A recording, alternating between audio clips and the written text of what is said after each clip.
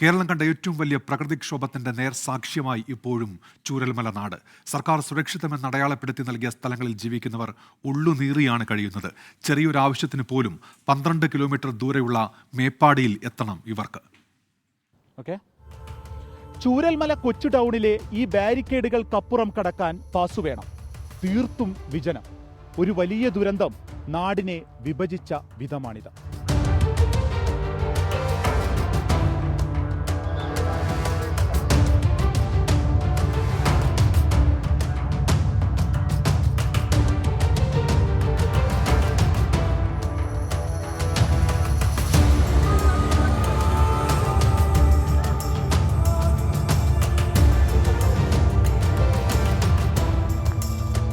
സർക്കാർ സുരക്ഷിതവും അല്ലാത്തതുമായ സ്ഥലങ്ങൾ ഗോസോൺ, നോ ഗോസോൺ എന്ന് കല്ലുകൾ നാട്ടി തിരിച്ചിട്ടുണ്ട്.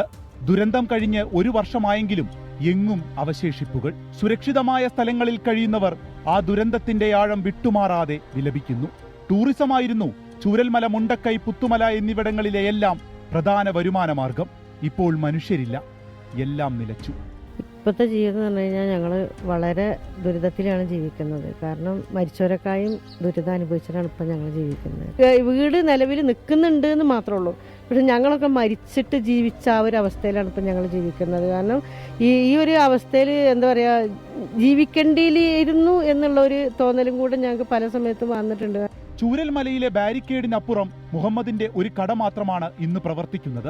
പണ്ടുമുതലേയുള്ള ശീലമായതിനാൽ അദ്ദേഹം അതിരാവിലെ വന്ന് തുറക്കും. ആരും വരാനില്ല. 9 മണിയോടെ അടച്ച് തിരിച്ചു പോകും. വലിയ ബുദ്ധിമുട്ട് തന്നെയാണ്.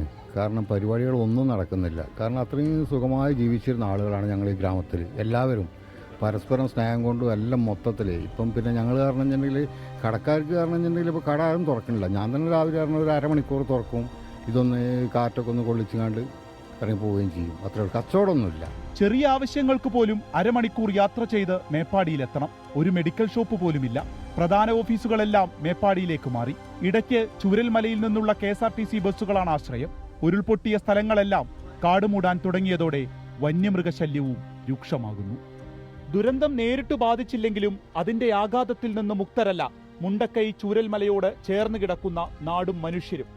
അവരെ കൂടി പരിഗണിച്ചാൽ മാത്രമേ യഥാർത്ഥ പുനരധിവാസം ലക്ഷ്യം കാണൂ. ചൂരൽമലയിൽ നിന്ന് മനു ദാമോദരനൊപ്പം വിപിൻ C. വിജയൻ, 24.